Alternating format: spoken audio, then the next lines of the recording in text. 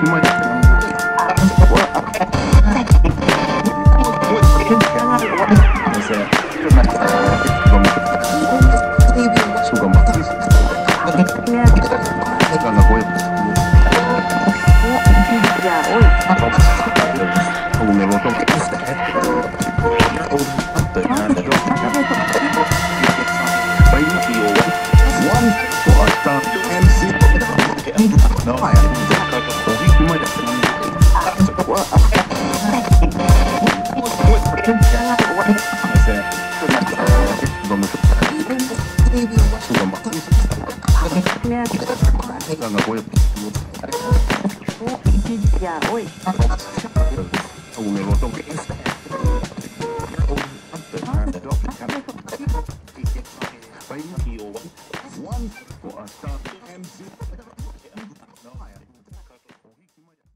ఇక రాత్రి రాజ్ భవన్ లో బస్ చేయనున్నారు రాష్ట్రపతి ద్రౌపది ముర్ము. రేపు ఉదయం దుండిగల్ ఎయిర్ ఫోర్స్ స్టేషన్ కి రాష్ట్రపతి చేరుకోనున్నారు. ఇక ఎయిర్ ఫోర్స్ అకాడమీ పరేడ్ లో వారు పాల్గొననున్నారు. రేపు ఉదయం 11:15 వారు తిరుగు ప్రయాణం చేయబోతున్నారు. ఇక దీనిపై మరింత సమాచారం మా బ్యూరో చీఫ్ కృష్ణమూర్తి తెలియజేస్తారు. కృష్ణమూర్తి, చెప్పండి.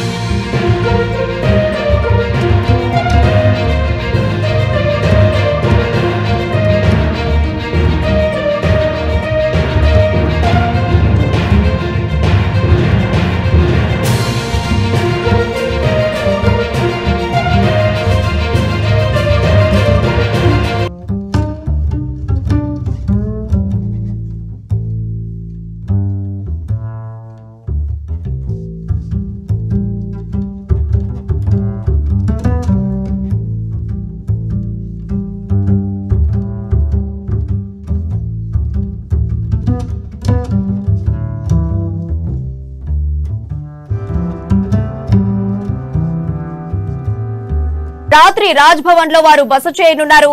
రేపు ఉదయం దుండిగల్ ఎయిర్ ఫోర్స్ స్టేషన్ కి రాష్ట్రపతి ద్రౌపది ముర్ము చేరుకున్నారు. ఇక ఎయిర్ ఫోర్స్ అకాడమీ పరేడ్ లో పాల్గొనున్నారు ముర్ము. రేపు ఉదయం 11:15 తిరుగు ప్రయాణం చేయబోతున్నారు. ఇక దీనిపై మరింత సమాచారం మా బ్యూరో చీఫ్ కృష్ణమూర్తి తెలియజేస్తారు. కృష్ణమూర్తి, చెప్పండి. Thank you Priya. 2 రోజుల పర్యటన నిమిత్తం రాష్ట్రపతి ద్రౌపది ముర్ము కొద్దిసేపటి క్రితం హైదరాబాద్ వచ్చారు. హైదరాబాద్ చేరుకున్నటువంటి రాష్ట్రపతి ముర్ము గారికి సీఎం కేసీఆర్ తో పాటు గవర్నర్ తమిళిసై, తర్వాత కేంద్ర మంత్రి కిషన్ రెడ్డి, హోంమంత్రి మహమూద్ అలీ, మరో మంత్రి సత్యవతి రాథోడ్ అంటే ఇట్లా రాష్ట్ర ప్రభుత్వం తరఫున ఘన స్వాగతం లభించింది. పలువురు మంత్రులు, ముఖ్యమంత్రి, గవర్నరు, కేంద్ర మంత్రి వీళ్ళందరూ కూడా రాష్ట్రపతికి స్వాగతం పలికారు. ఎయిర్పోర్ట్ నుంచి, బేగంపేట ఎయిర్పోర్ట్ నుంచి నేరుగా రాజ్భవన్ చేరుకున్న రాష్ట్రపతి రాత్రి అక్కడే బస చేశారు. ఈ సందర్భంగా వేరు రంగాలకు చెందిన కొంతమంది రాష్ట్రపతిని కలిసే అవకాశం ఉన్నాయి. అందుకు రాజ్భవన్ ప్రాంతంలో కొంత ఏర్పాటు కూడా చేశారు. రేపు ఉదయం శివార్లలోని దుండిగఢ్ ఎయిర్ ఫోర్స్ అకాడమీలో జరుగుతున్నటువంటి శిక్షార్థుల పాసింగ్ అవుట్ పీరియడ్ పాల్గొనే ప్రసంగించనున్న రాష్ట్రపతి అక్కడి నుంచి ఆ కార్యక్రమం నేరుగా బేగంపేట ఎయిర్పోర్ట్ చేసుకొని తిరిగి ఢిల్లీ వెళ్లే అవకాశం ఉంది. అయితే గతంలో కంటే భిన్నంగా అంటే సీఎం కేసీఆర్ ఈ మధ్య ప్రధానమంత్రి వచ్చినా ఎవరు వచ్చినా కొంత ఎయిర్పోర్ట్ వెళ్లకుండా ఉన్నారు. రాష్ట్రపతి ఎయిర్పోర్ట్ చేరుకున్న వెంటనే సీఎం కేసీఆర్ స్వాగతం పలకడం కొంత రాజకీయ వర్గాల్లో చర్చనీయాంశం మారింది. అయితే ఈ కార్యక్రమానికి మన గవర్నర్ తో పాటు సీఎం కేసీఆర్, కేంద్ర మంత్రి కిషన్ రెడ్డి మిగతా వాళ్ళు పాల్గొనడం ఆహ్లాదకర వాతావరణంకి వెళ్ళి అక్కడ కూడా వీరందరూ కూడా అంటే రాష్ట్రపతి రాక ముందు కొద్దిసేపు వీరందరూ అక్కడ చేరుకొని పరస్పరం పరికరించుకొని అభినందనలు తెలుసుకోవడం సూపర్లు కూడా కొంత ఆకట్టుకున్నట్టుగా. అయితే కృష్ణమూర్తి, ఇప్పుడు సీఎం కేసీఆర్, రాష్ట్రపతి ద్రౌపది ముర్ము స్పెషల్ గా కూర్చొని మాట్లాడి ఏమైనా చర్చించుకునే అవకాశాలు ఉన్నాయా? అంటే దేని గురించి మాట్లాడుకుంటారు ఇఫ్ మాట్లాడుకుంటే? అంటే వారిద్దరూ పరస్పరంగా పలకరించుకుని ఉంటారు. ఏమిటంటే రాష్ట్రం మామూలుగా పరిపాలన సంబంధించిన అంశాలు కానీ మిగతా విషయాలు మాట్లాడుకుంటారు. కానీ విభేదాలు కానీ మిగతా అంశాలు ప్రస్తావించుకునే అవకాశాలు అయితే లేవు.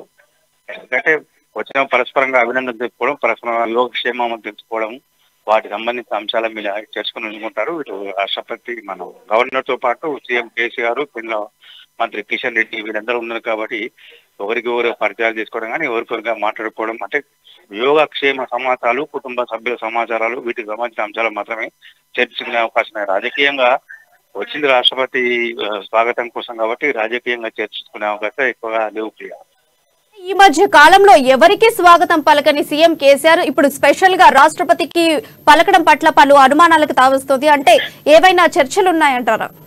అంటే ఒకటి మనం ఇక్కడ గమనించాల్సిందంటే రాష్ట్రపతి రాజకీయాలకు అతీతంగా వ్యవహరించే వ్యక్తి, రాజ్యాంగబద్ధమైన పదవులు ఉన్నటువంటి దేశానికి ప్రథమ పౌరురాలు కాబట్టి ఆ విషయంలో అంటే ప్రధానమంత్రి అంటే ప్రత్యర్థి పార్టీ బీజేపీ నుంచి నరేంద్ర మోడీ ప్రాతినిధ్యం వహించినప్పుడు బీఆర్ఎస్ నుంచి కేసీఆర్ ప్రాతినిధ్యం వహించిన ఆ రకంగా ఉంటుంది. కాబట్టి రాష్ట్రపతి ఏ పార్టీకి చెందని మహిళ కాబట్టి వారు స్వాగతం పలకడంలో ఇందులో పెద్ద చెప్పాల్సిందే. అయితే ఒక్క విషయం ఏంటంటే గత కొంతకాలంగా ప్రధానమంత్రి